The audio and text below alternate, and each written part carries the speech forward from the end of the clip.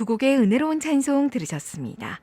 이 시간 내 영혼을 가득 채우는 말씀의 빛으로 함께합니다. 1월 한 달은 인천시 미추홀구 인하로에 위치한 인천제일교회 이흥선 목사님께서 말씀 전하십니다. 삶의 거룩한 지표가 되는 귀한 말씀, 함께 하시죠. 극동방송 애청자 여러분 안녕하십니까? 오늘은 지난 시간에 이어 십계명의 참 의미가 무엇인지를 살펴보면서 은혜를 나누고자 합니다. 십계명은 단순히 인간사 얘기가 아니고 그리스도를 설명하는 계명이지요. 십계명의 참 뜻을 바르게 이해하려면 먼저 십계명이 율법의 대표적 계명이라는 사실을 알아야 하고요. 그리고 이 율법은 갈라디아서 3장 24절에서 말씀하셨듯이 그리스도께로 인도하는 초등교사임을 알아야 합니다. 그러므로 십계명은 그리스도를 바라보게 하는 계명이지요. 오늘은 제7계명인 출애굽기 20장 14절을 묵상합니다. 간음하지 말라. 다른 계명들도 다 중요하지만 제7계명은 정말 중요하고 깊은 의미가 있습니다. 시간 관계상 최대한 짧게 설명을 드리려고 합니다. 제7계명도 그리스도에 관한 내용이지요. 인간의 육체적 간음인 윤리를 말하고 있지 않습니다. 성경 전체에서 간음이라는 단어가 나오면 이것은 무조건 구원과 관련된 내용이라는 것을 꼭 알아야 합니다. 세상에는 죄의 종류가 10,000가지가 넘지요. 그런데 왜 하필 십계명과 그리고 신약성경 복음서에서 간음죄를 특별히 언급하고 있을까요? 인간의 육체적 간음죄는 수많은 죄 중 하나에 불과합니다. 여기서의 간음은 구원에 대한 간음을 말하는 것입니다. 물론 육체적 간음을 통하여 그리스도와의 구원을 설명하는 것이지요. 제7계명을 바르게 깨닫기 위해서는 예수님께서 말씀하신 복음서를 이해해야 합니다. 마태복음 5장 27절 28절을 봅니다. 또 간음하지 말라 하였다는 것을 너희가 들었으나 나는 너희에게 이르노니 음욕을 품고 여자를 보는 자마다 마음에 이미 간음하였느니라.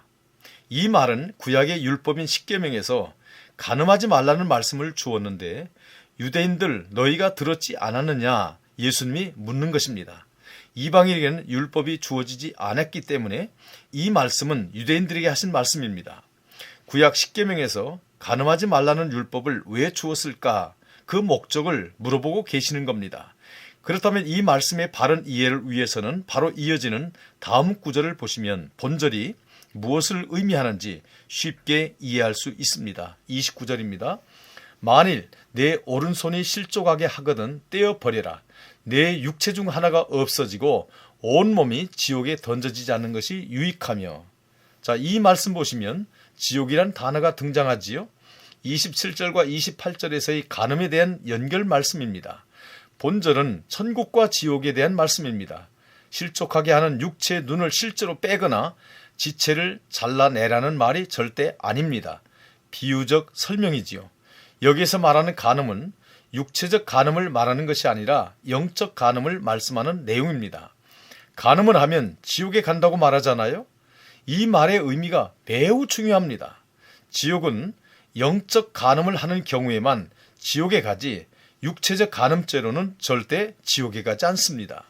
예수님은 지금 구원을 말씀하고 있는 것입니다. 지옥 가는 경우는 예수 그리스도를 믿지 않고 예수 그리스도를 부인할 때에만 지옥에 갑니다. 다른 죄의 종류로는 절대 지옥에 가지 않습니다.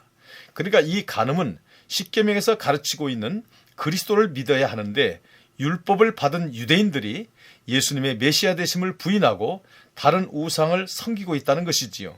이것이 십계명을 어기는 영적 간음이라는 것입니다. 다시 말하면 저들의 눈이 구원자 되신 예수 그리스도를 쳐다보아야 하는데 다른 데를 쳐다보고 있답니다. 다른 데를 쳐다보고 있는 그 눈을 빼고 천국에 가라는 비유적 표현입니다. 제7계명의 영적 의미와 마태복음 5장에서 말씀하고 있는 이 내용이야말로 매우 중요하고 더 설명을 드려야 하기 때문에 다음 시간에 이어서 말씀을 드리겠습니다. 사랑하는 애청자 여러분, 우리들도 예수를 영접하기 전에는 영적으로 간음을 하였고 우상을 섬기는 자들이었습니다. 그런데 하나님의 은혜로 하나님의 자녀가 되었습니다. 할렐루야.